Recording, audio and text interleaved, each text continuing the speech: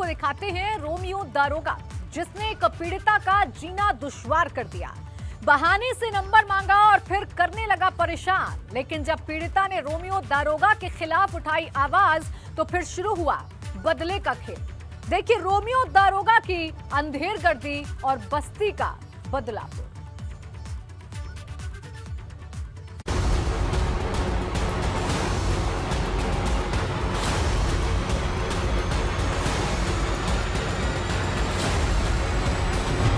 खाकी के भेष में रंगीन मिजाज दरोगा।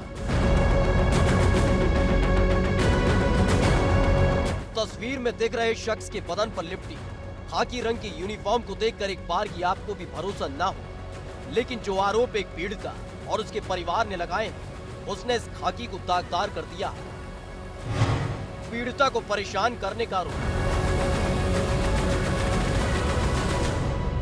जो आरोप पीड़िता और उसके परिवार ने लगाए हैं वो इतने गंभीर हैं कि पुलिस पर से लोगों का भरोसा उठने लग जाए।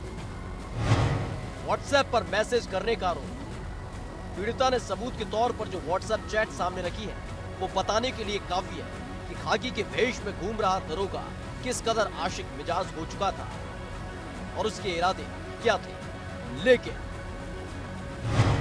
पीड़िता के परिवार पर दर्ज हुए मामले।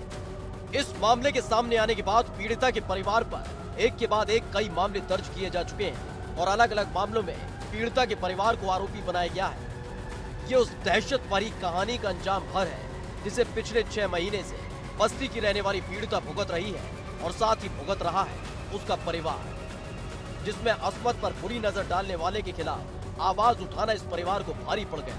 बस्ती की रहने वाली एक पीड़िता ने इस रंगीन मिजाज दरोगा का सारा कच्चा चिट्ठा खोल कर रख दिया था और बताया था कि कैसे ये दरोगा उसे परेशान कर रहा था।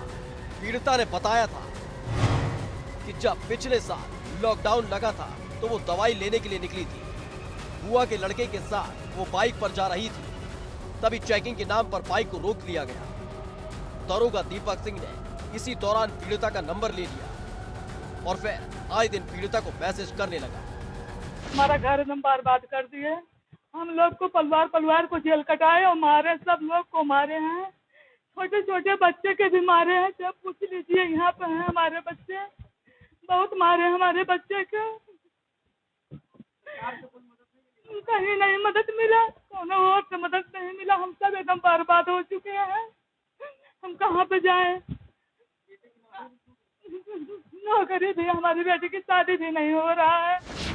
दरअसल पीड़िता ने बताया कि मोबाइल नंबर लेने के बाद कोतवाली क्षेत्र के सोनूपार पुलिस चौकी इंचार्ज दीपक सिंह रोज फोन करने लगा और उसके साथ व्हाट्सएप पर अलग अलग तरह के मैसेज भी भेजने लगा, जिससे तंग आकर पीड़िता ने रंगीन मिजाज दरोगा के नंबर को ब्लॉक कर दिया।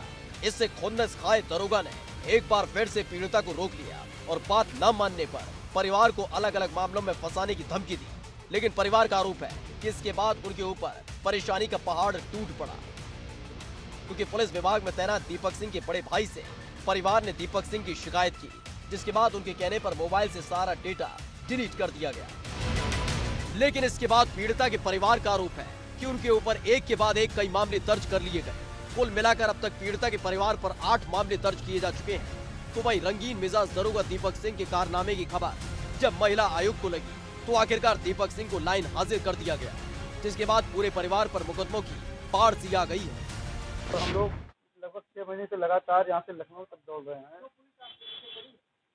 बस वही बहन का ही रीजन है, उससे फोन वगैरह करते थे और दीपक के भाई, और उसने मना किया और हमने भी उसके भाई से शिकायत की और इसी मैटर पे जो है वो सब बदला ले रहा है। बहन मास्क चेकिंग के दौरान रोका था, मोबाइल नंबर ले लिया था, उसके बाद परेशान करना शुरू कर दिया था, फोन पे उल्टा सीधा चैट भी करता था। सब फर्जी जांच रिपोर्ट लगाए जा रहे हैं, सारे सबूत हम लोगों के पास है, वीडियो रिकॉर्डिंग है, सब कुछ है। उसने जो चैट किया था वो भी है, जो फर्जी रिपोर्ट लगा करके उन्होंने भेजा है। डिस्ट्रिक्ट साहब ने जो जांच किया टोटल फर्जी रिपोर्ट लगाया है।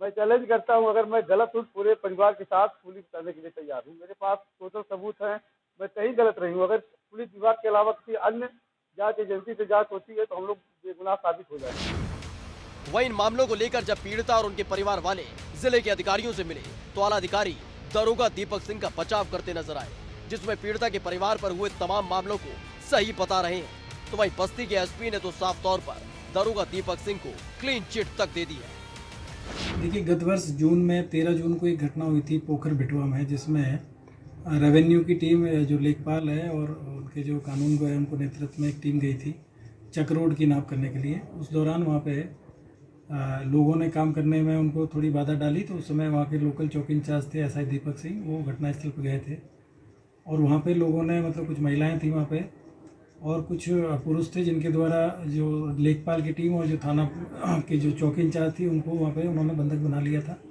और ये सूचना जो कंट्रोल रूम को मिली थी तो थाने की टीम वहाँ पे भेजी गई और बाद में क्षेत्राधिकारी और एसडीएम को वहाँ पे मौके पर भेजा गया। इसमें एक मुकदमा पंजीकृत हुआ था 263/20 थाना कोतवाली में, जिसमें धारा 147, 149, 504, 506, 342, 382, 307, 323, 427, 332 और 333 और ये 7 CLM है, जिसमें अखिलेश सिंह, राहुल सिंह, राणा प्रताप सिंह, काजल सिंह, प्रियंका सिंह, अंकिता सिंह, सुजाता सिंह और अन्य व्यक्तियों के विरुद्ध ये मुकदमा पंजीकृत किया गया था, जिसमें 11/9/20 को आरोप पत्र इसमें प्रेषित किया गया था। और इससे पूर्व में जो अखिलेश सिंह है, जिनका जो प्रियंका और जो काजल नाम की जो महिलाओं के द्वारा जो एसआई दीपक सिंह के ऊपर आरोप लगाया गया, तो इनके भाई के ऊपर 2 मुकदमे इनके पड़ोसियों के द्वारा जमीन संबंधी मामले में मुकदमा संख्या 227/20 और 228/20 ये मई के महीने में 2020 में मुकदमे लिखवाए गए थे। ये तमाम मैसेज और इन मैसेज में लिखी बातों को सिरे से खारिज करते हुए एसपी ने अपनी जांच में साफ कर दिया है कि दरोगा दीपक सिंह को क्लीन चिट दे दी गई। तो वही बेटी की अस्मत पर बुरी नजर डालने वाले के खिलाफ आवाज बुलंद करना परिवार पर ही भारी पड़ चुका है, जहां एक के बाद एक 8 मामलों में परिवार को नामजद कर दिया गया है। बस सवाल इतना भर है कि अगर वाकई ये परिवार आपराधिक पृष्ठभूमि का था तो अब तक मामले दर्ज क्यों नहीं किए गए। और जैसे ही पीड़िता के परिवार की तरफ से दरोगा की रंगीन मिजाज होने का मामला उठा तो ताबड़तोड़ मामले दर्ज होने शुरू हो गए। बस्ती से एबीपी गंगा की टीम सतीश कश्यप की रिपोर्ट।